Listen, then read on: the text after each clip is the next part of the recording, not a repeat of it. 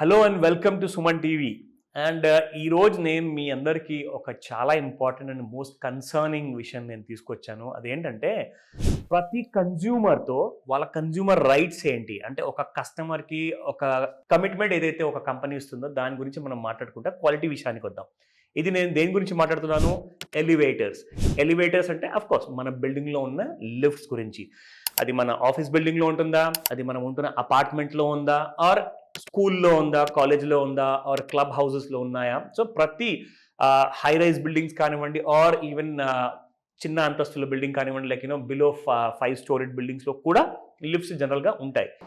Problem ఏంటంటే ఇండియాలో చాలా పెద్ద మార్కెట్ ఎలివేటర్ మ్యానుఫ్యాక్చరింగ్. అంటే దాదాపు $8 బిలియన్ 2030 వరకు విత్ సిఏజిఆర్ ఆఫ్ అరౌండ్ 9%తో గ్రో అవుతుంది. ఇవన్నీ నేను మీకు ఎందుకు చెప్తున్నాను అంటే అసలు మనం అందరం కూడా యాజ్ అ కస్టమర్స్గా ఈ లిఫ్ట్స్ అన్నిటిని రెగ్యులర్గా వాడుతున్నాం. కానీ మనకు తెలుసో తెలియకో మనము చాలా పెద్ద రిస్క్ తీసుకుంటున్నాం. ఎందుకంటే మనల్ని ఎడ్యుకేట్ చేయరు.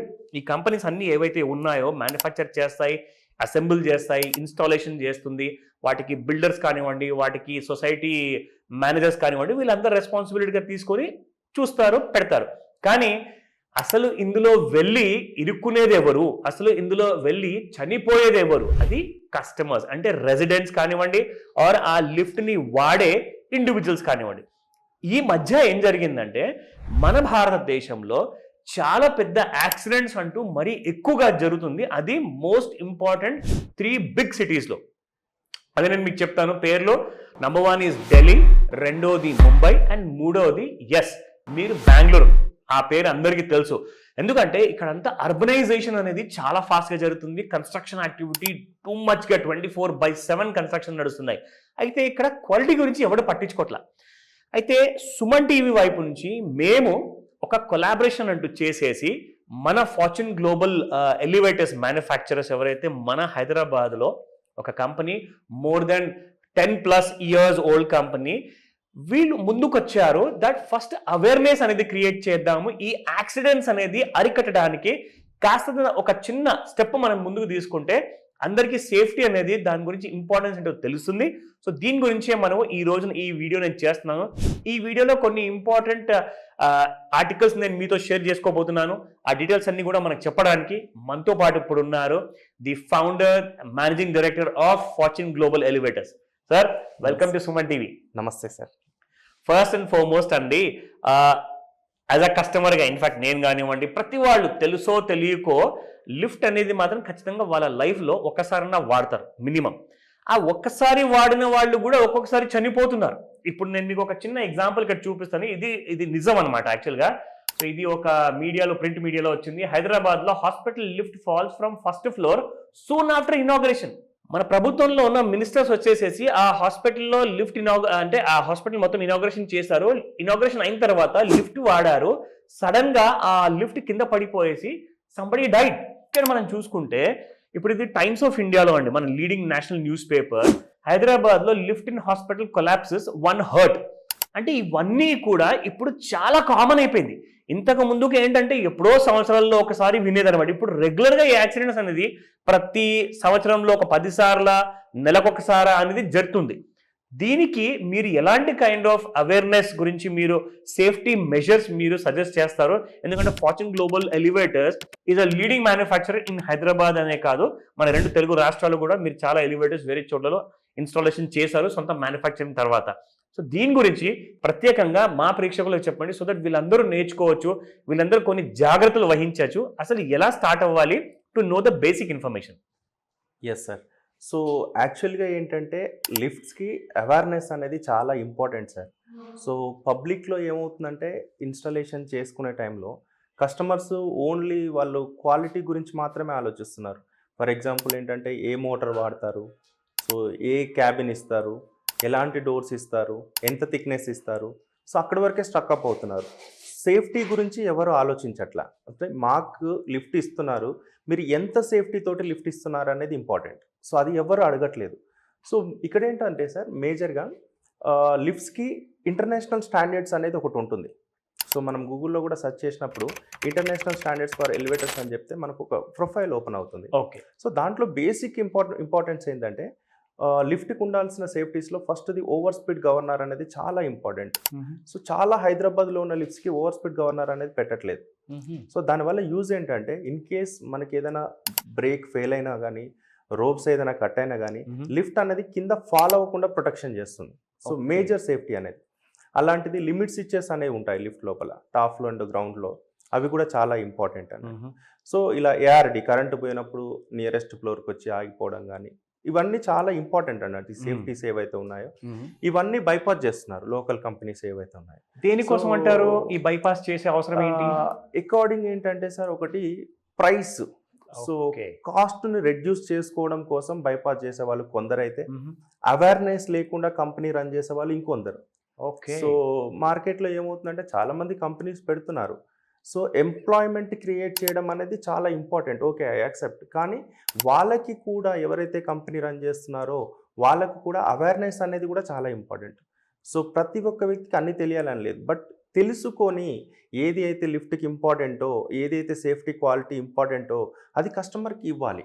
కరెక్ట్. ఎందుకంటే కస్టమర్కి అవేర్నెస్ లేదు కాబట్టి. సో కస్టమర్కి ఎక్స్ప్లెయిన్ చేసి సార్ ఈ సేఫ్టీ ఈ క్వాలిటీ ఇది ఇస్తున్నామని చెప్పేసి ఇవ్వడం ఇంపార్టెంట్. ఇంకొకటి ఏంటంటే డిజైనింగ్ కూడా ఇంపార్టెంట్ సార్ లిఫ్ట్కి సంబంధించి. ఓకే. సో ఫర్ ఎగ్జాంపుల్ ఏంటంటే బేసికల్ లిఫ్ట్స్ అనేది 3 టైప్స్ ఉంటాయి మనకి ఇండియన్ మార్కెట్లో చూసుకుంటే. అందులో traction elevators, MR elevators, hydraulic lifts అని ఉంటాయి. ఓకే. ఈ ట్రాక్షన్ లిఫ్ట్స్కి వెళ్ళినప్పుడు ఏంటంటే టాప్ ఫ్లోర్ హైట్ అనేది మినిమం 14 ఫీట్ హైట్ ఉండాలి, దానిపైన 6 ఫీట్ అనేది హెడ్ రూమ్ ఉండాలి. ఓకే. సో ఈ మధ్య ఏమవుతుందంటే వాస్తు గురించి అని చెప్పేసి ఇక్కడ హైట్ ఎక్కువ కూడా ఉండొద్దనే ఒక కాన్సెప్ట్ తోటి చాలా మంది ఈ 14 ఫీట్ వేసే హైట్ని 10 ఫీట్కి వేస్తున్నారు, 11 ఫీట్కి వేస్తున్నారు. సో దానివల్ల హెడ్ రూమ్ అనేది స్పేస్ ఉండదు. సో లిఫ్ట్ పైకి వెళ్ళినప్పుడు పైన వెళ్ళి స్లాబ్ గుద్దుకోవడం కానీ అట్లాంటివి జరిగే ఇన్సిడెంట్స్ ఉంటాయి. సో నేనేమంటా అంటే సివిల్ డ్రాయింగ్ చేసే వాళ్ళు ఎవరైతే ఉన్నారో వాళ్ళకి కూడా అవేర్నెస్ ఉండాలి. కంపల్సరీ లిఫ్ట్కి ఎంత సైజు హెడ్ రూమ్ ఉండాలి, షాఫ్ట్ మినిమం సైజ్ ఎంత ఉండాలి అనేది కూడా important sir. Okay. Very important అండి. ఎందుకంటే అంటే తెలుసో తెలియకో చేస్తున్న తప్పులు చాలా మంది చేస్తున్నారు. కానీ ఈ విషయానికి వచ్చినప్పుడు ఎక్స్పర్ట్స్, మీరు అన్నట్టుగా ఎవరైతే స్ట్రక్చరల్ ఇంజనీర్ ఉంటారో వాళ్ళు యాక్చువల్గా పిక్చర్లోకి వచ్చేసి వాళ్ళే యాక్షన్ తీసుకోవాలి ఈ విషయానికి. అండ్ ఇక్కడ ఏంటంటే సార్, ఇన్ఫాక్ట్ నేను నా సొంత అపార్ట్మెంట్ గురించి మాట్లాడుతున్నాను. It's a very new apartment, hardly less than 3-4 years నుంచి మేమందరం కూడా చాలా మంది అక్కడ ఉంటున్నాము. సో మా లిఫ్ట్ ఏదైతే ఉంటుందో it's one of the biggest brand అనమాట. పెద్ద బ్రాండ్, మంచి బ్రాండ్ ఉంది. కానీ చూసినప్పుడల్లా ఇప్పుడు ఈ 2-3 ఇయర్స్లో నేను చూస్తున్నాను like more than 10 times or maybe more than 5 times ఎప్పుడు చూసినా కానీ రిపేర్లో ఉంటుంది. కొత్త బ్రాండ్ బ్రాండ్ న్యూ బిల్డింగ్ ఉంది, అపార్ట్మెంట్ ఉంది, 10 floors అపార్ట్మెంట్ అనమాట. అందులో ఇంత పెద్ద బ్రాండెడ్ లిఫ్ట్ ఎప్పుడు చూసినా కానీ something or the other technical faults వస్తుంటాయి. ఎంతో మంది అసలు పవర్ పోయినప్పుడల్లా జనరేటర్ మళ్ళీ ఆన్ అయ్యేంత వరకు లిఫ్ట్లో ఇరుక్కుంటారు బాగా. అంటే ఇందులో దీనికి ఏదో ఇంత మనము ఆర్టిఫిషియల్ ఇంటెలిజెన్స్, మషిన్ లెర్నింగ్ లాంటి ప్రపంచంలో ఉన్నప్పుడు టెక్నాలజీ అంటూ ఈ లిఫ్ట్ విషయాల్లో ఇంకా పెరగలేదంటారా? లేదు సార్, టెక్నాలజీ అనేది ఎవ్రీ టైం అప్డేట్ అవుతూ ఉంటుంది. కాకపోతే పబ్లిక్ అండ్ ఏదైతే కంపెనీ రన్ చేసే పీపుల్స్ అవేర్నెస్ లేకపోవడం అనేది ఇక్కడ జరిగే ఆస్కారం ఎక్కువ ఉంటుంది అన్నట్టు. సో మనకి ఇప్పుడు ఏంటంటే కరెంటు పోయినప్పుడు ఆటోమేటిక్గా నియరెస్ట్ ఫ్లోర్కి వచ్చి లిఫ్ట్ ఆగుతుంది. సో దానికి సంబంధించి ఏఆర్డి అనేది ఒక ఎక్విప్మెంట్ ఉంటుంది. ఓకే. సో అది ఇన్స్టాలేషన్ చేసుకోవాలి. అండ్ ఇంకోటి ఏంటంటే సార్, ఎవరైతే కస్టమర్స్ అంటే అపార్ట్మెంట్స్లో ఎవరైతే లిఫ్ట్స్ యూజ్ చేస్తారో వాళ్ళకి ఎడ్యుకేషన్ స్లాట్ అనేది కూడా చాలా ఇంపార్టెంట్ సార్. సో వాళ్ళకి కూడా అవేర్నెస్ ఉండాలి లిఫ్ట్లో. అంటే లిఫ్ట్లో మనం స్టక్అప్ అయినప్పుడు ఎలా బయటికి రావాలి. సో ఇంకొకటి ఏంటంటే చాలామంది ఏం చేస్తుంటారంటే ఫోన్ మాట్లాడుతూ వెళ్తూ ఉంటారు. సో లిఫ్ట్ ఉందా లేదా చూసుకోకుండా డోర్లు తీసుకొని కింద పడిపోయి అడిగిన ఇన్సిడెంట్స్ కూడా చాలా ఉన్నాయి. ఓ గాడ్. సో అంటే లిఫ్ట్ ఏదైతే యూజ్ చేస్తున్నామో మనము, సో ఆ అవేర్నెస్ అనేది చాలా ఇంపార్టెంట్ మనకు. అంటే సేఫ్టీకి సంబంధించి లిఫ్ట్లో స్ట్రక్అప్ అవుతే ఎలా బయటికి తీసుకురావాలి, ఏఆర్డి ఆన్ అయినప్పుడు కొంత టైం అవుతుంది అది వెయిట్ చేయడం కానీ. సో ఇవన్నీ అవేర్నెస్ అనేది ఇంపార్టెంట్. సో ఏ కంపెనీ అయినా సరే కస్టమర్కి లిఫ్ట్ కంప్లీట్ అయిన తర్వాత హ్యాండ్ ఓవర్ ఇచ్చిన తర్వాత సో ఆ ఎడ్యుకేషన్ స్లాట్ అనేది తీసుకుంటే వాళ్ళకు కూడా అవేర్నెస్ ఉంటుంది. కరెక్ట్. సో అవేర్నెస్ వల్ల జరిగి కూడా ఈ ఈ ప్రమాదాలు జరగడం అనేది కొంచెం తగ్గవచ్చు అనేది నా opinion sir. Very true sir. ఎందుకంటే ఇప్పుడు ఇక్కడ మనం చూస్తే no lift act in T అంటే మన తెలంగాణ రాష్ట్రం గురించి టు ఫిక్స్ స్టాండర్డ్స్ అనమాట. Hyderabad sees 10 lift mishaps in 6 months. 6 నెలల్లో దాదాపు 10 మిస్హాప్స్ జరిగాయి లిఫ్ట్లో. లైక్ లిటరల్ గా ఇది ఆలోచిస్తేనే ఎంత భయంగా ఉందంటే అసలు నిజంగా మెట్లు ప్రతిసారి ఎక్కి ఒక 10 అంతస్తుల బిల్డింగ్ మనము లైక్ చేయలేం. కంప్లీట్ గా చేయలేము. అండ్ ఇక్కడ చూసుకుంటే కిందికి వెళ్ళినప్పుడల్లా పైకి వెళ్ళాలన్నా సీనియర్ సిటిజన్స్ ఉంటారు, ఎవరికైతే ఫిజికల్ ఇష్యూస్ ఉంటాయి. అండ్ ఈవెన్ జనరల్ గా కూడా 10 ఫ్లోర్స్ ఎవ్రీడే ఎక్కడం దిగడం అంటే కూడా ఈవెన్ యంగ్స్టర్స్ వల్ల కూడా కాదు. మరి ఇక్కడ చూసుకుంటే lives in free fall but government and people continue to throw caution in to shaft. అంటే ఇక్కడ రాష్ట్ర ప్రభుత్వం రెరా అని చెప్పేసి ఒక బాడీని క్రియేట్ చేశారు. అక్కడ ఎలాంటి కైండ్ ఆఫ్ అవకతవకలు జరగకుండా రెరా కాపాడుతుంది ఒక కన్జ్యూమర్ అని చెప్పేసి ఒక నమ్మకంతో క్రియేట్ చేశారు. మరి అదే రెరా కానివ్వండి ఆర్ రెరా లాంటి వేరే యాక్ట్ ఆర్ స్టాట్యూటరీ బాడీ కానివ్వండి అవసరం అంటారా ఈ లిఫ్ట్ లో జరుగుతున్న మిస్హాప్స్ ఆర్ ఇలాంటి ఇష్టం వచ్చిన కైండ్ ఆఫ్ క్వాలిటీ, లో quality are some kind of compromise in to height level అంటున్నారు కదా? సో ఇక్కడ ఏంటంటే సార్, యాక్ట్ అనేది ఉండడం వల్ల పబ్లిక్లో అంటే ఈవెన్ కంపెనీ ఇన్స్టాల్ చేసే కంపెనీస్లలో కూడా స్టాండర్డ్ రూల్స్ వచ్చేస్తాయి. సో ఆ రూల్స్ అనేది ఫాలో అవ్వడం వల్ల ఇలాంటి ఫాలింగ్ జరిగే ప్రమాదాలను మనం చాలా వాటికి తగ్గించుకోవచ్చు. ఎలా? సో ఎలా అంటే ఫర్ ఎగ్జాంపుల్ లిఫ్ట్ షాఫ్ట్ అనేది మనకి జనరల్గా ఇప్పుడు ఒక 1600x1600 ఇది ఎంఎంలలో మనకి 6 persons కెపాసిటీకి ఉంటుంది అనుకోండి సార్. సో చాలా మంది ఏం చేస్తారంటే కొంచెం షాఫ్ట్ సైజ్ పెద్దగా ఉంటుంది. ఫర్ ఎగ్జాంపుల్ 6 personsకి వచ్చేసి 1100x1000 mm క్యాబిన్ సైజ్ ఇవ్వాలి. ఓకే. సో వీళ్ళు ఏం చేస్తారంటే 8 passenger కెపాసిటీ లిఫ్ట్ని 6 passengerకే ఇస్తారు. ఓకే. సో అప్పుడు ఏమవుతుంది, ఇందులో 8 members ఎక్కినప్పుడు లిఫ్ట్ అనేది ఏమవుతుంది అంటే కెపాసిటీకి మించి ఎక్కుతారు. కరెక్ట్. సో దానికి ఓవర్లేడ్ సెన్సార్స్ కానీ ఇలాంటివి కానీ ఏం పెట్టకుండా ఉండడం వల్ల సో ఆటోమేటిక్గా బ్రేక్ రిలీజ్ అయిపోయి కిందికి ఫాల్ అయ్యే ఛాన్సెస్ కూడా ఉంటాయి. సో అలాంటి వాటి కోసమే lift safeties, over speed governor కానీ ఇలాంటివి పెట్టడం జరిగింది. సో ఇవన్నీ కూడా చాలా ఇంపార్టెంట్ అన్నట్టు లిఫ్ట్కి. ఒక ప్రాపర్ రూల్స్ అండ్ కానీ ఒక ప్రాపర్ సిస్టమ్ అనేది ఉంటే ఈ ఏదైతే ఇన్స్టాలేషన్ రాంగ్ వేలో వెళ్తుందో అది ప్రాపర్ వేలోకి వచ్చే అవకాశం ఉంటుంది. ఓకే. సో ఈ విషయానికి వస్తే ముఖ్యంగా ఇప్పుడు నాకు ఇది చెప్పండి సార్, మన తెలంగాణ ప్రభుత్వము ఎలాంటి కైండ్ ఆఫ్ ఏదైనా యాక్షన్ తీసుకునే or at the same time ఏదైనా బాడీ ఫామ్ చేసేది కానివ్వండి ఆర్ ఇక్కడ మెన్షన్ చేసినట్టుగా పూర్ ఇన్స్టాలేషన్ అండ్ మెయింటెనెన్స్ వల్ల గవర్నమెంట్ బాడీస్ ఇంక్లూడింగ్ జిహెచ్ఎంసి, మన టీజీఎస్, పీడీసీఎల్ లైక్ మన ఎలక్ట్రిసిటీ డిపార్ట్మెంట్ కానివ్వండి, జిహెచ్ఎంసీ అయితే అందరికంటే ఇంపార్టెంట్ అండి. ఎందుకంటే ట్యాక్స్లన్నీ కూడా ప్రాపర్టీస్ నుంచి వసూలు చేసేది వీళ్ళే. మరి జిహెచ్ఎంసీ వైపు నుంచి ఎలాంటి కైండ్ ఆఫ్ రెస్పాన్సిబిలిటీస్ ఉంటాయి, డ్యూటీస్ ఏముంటాయని చెప్తే అది రాష్ట్ర ప్రభుత్వం దానికి ఒక డ్రాఫ్ట్ చేయాల్సి వస్తుందా, దానికి అవసరం ఏమైనా ఉందంటారా? ఎందుకంటే ఈ యాక్సిడెంట్స్ ఇంకా పెరుగుతాయి కానీ ఇంకా తగ్గవు సార్. ఎందుకంటే మా అపార్ట్మెంట్లోనే ఒక్కొక్కసారి అసలు లిఫ్ట్ ఎక్కే టైంలో దడ, ఒక భయం అన్నమాట. ఈసారి నేను ఇరుకోకపోతే నిజంగా చాలా అదృష్టవంతున్నేమో అనుకోవాల్సి వస్తున్న పరిస్థితి ఇప్పుడు. ఆ పరిస్థితులలో ఇక్కడ క్వాలిటీ కాంప్రమైజ్ చేస్తున్నారా, లేదంటే ఇక్కడ ఏదైతే టీం ఉంటుందో యాన్యువల్ మెయింటెనెన్స్ కాంట్రాక్ట్ తీసుకుంటారో వాళ్ళ సర్వీస్ టీమ్ ఎఫెక్టివ్గా సర్వీస్ చేయదా? దేనివల్ల అసలు ఒక కస్టమర్ అనేది బాధపడాల్సిన ఈ పరిస్థితి ఎందుకు రావాలి సార్?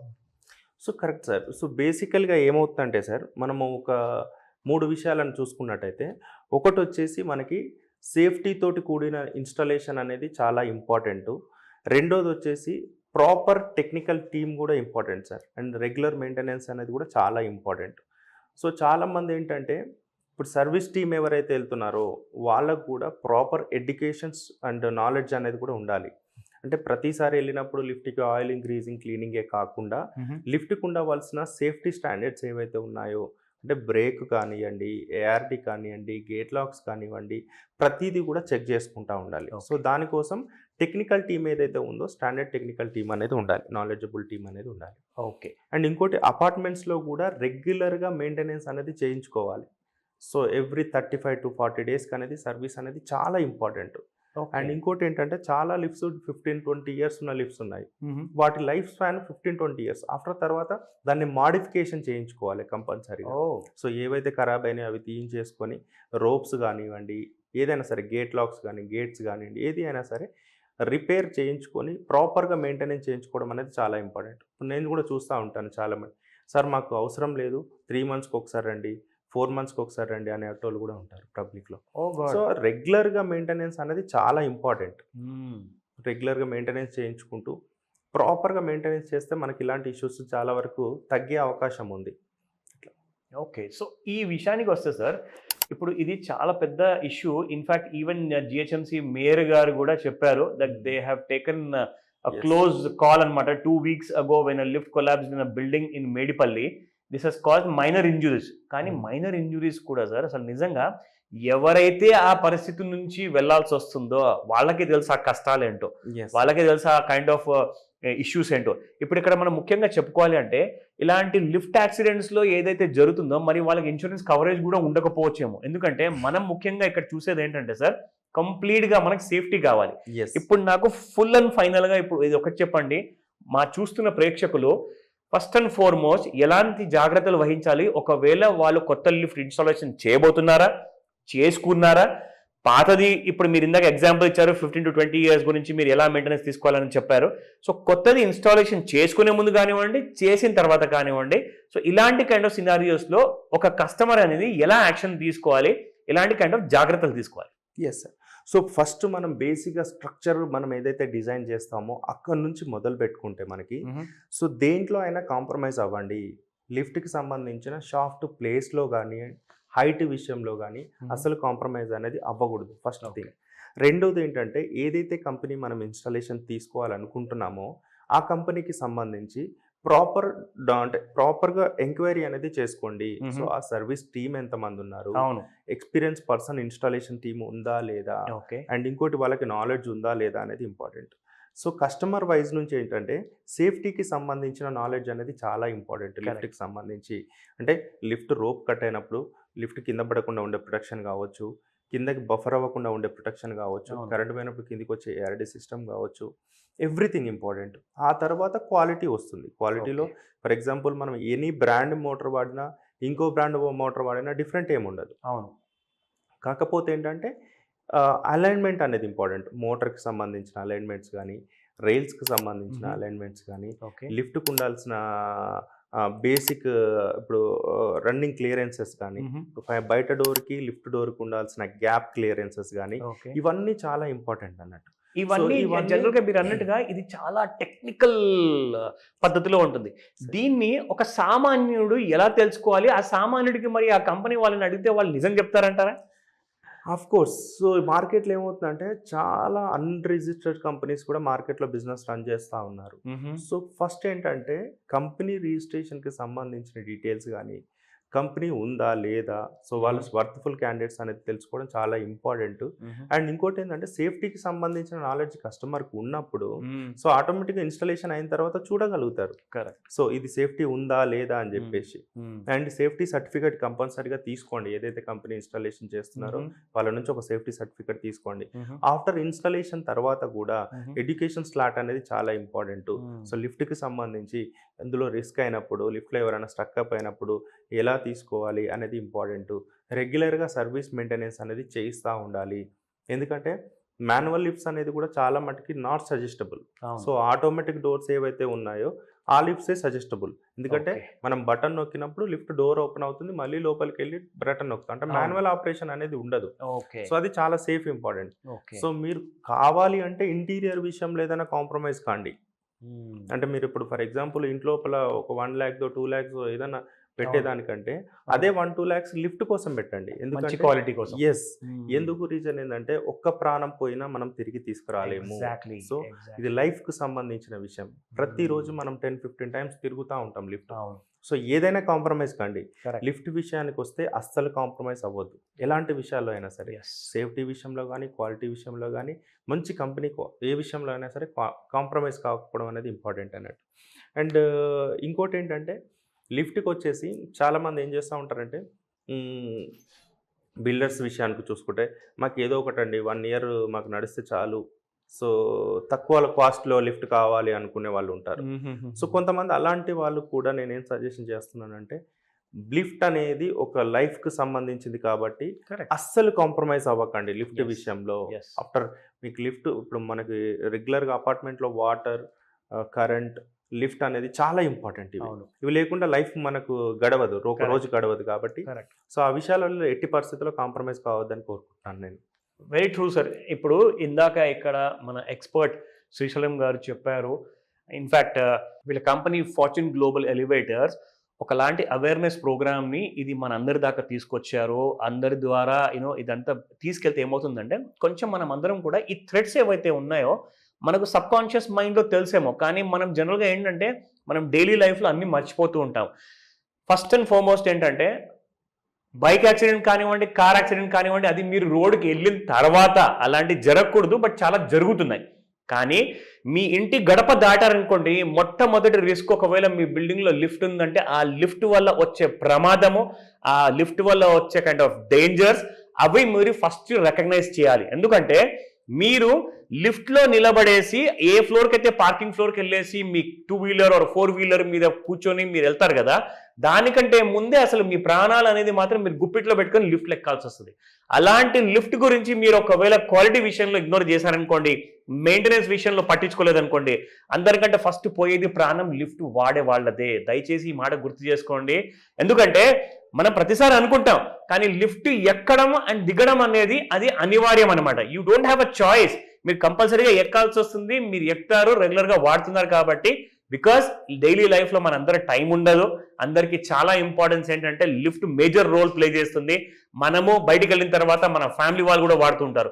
ఇవన్నీ థ్రెడ్స్ గురించి నేను మీ అందరికి రిక్వెస్ట్ చేసేది ఏంటంటే, మీరు ఇమ్మీడియట్గా ఈ వీడియో చూశాక స్పందించండి, కామెంట్స్ పెట్టండి, అండ్ అవసరమైతే మీరు స్క్రీన్ పైన కనిపిస్తున్న నంబర్కి మీరు వాట్సాప్ మెసేజ్ పెట్టండి. దయచేసి కాల్ని అవాయిడ్ చేసేసి మెసేజ్ పెడితే మేము మీకు ఎలాంటి కైండ్ ఆఫ్ క్వైరీస్ ఉన్నా కానీ, మీ డౌట్స్ ఉన్నా కానీ త్వరగా మీకు ఆ డౌట్స్ని తీర్చేయడానికి మేము ప్రయత్నిస్తాము. ఇది సుమన్ టీవీ వైపు నుంచి అండ్ ఫార్చ్యూన్ గ్లోబల్ ఎలివేటర్స్ వైపు నుంచి తీసుకుంటున్న ఇది ఒక మంచి అవేర్నెస్ అండి. సో దీంట్లో మనం అందరం కూడా కాంట్రిబ్యూట్ చేద్దాము. అందరికీ హెల్ప్ అవుతుంది. అందరూ కూడా సేఫ్టీ అండ్ స్టాండర్డ్స్తో హ్యాపీగా ఉండొచ్చు. Thank you so very much. Thank you Srisailam గారు. నమస్తే.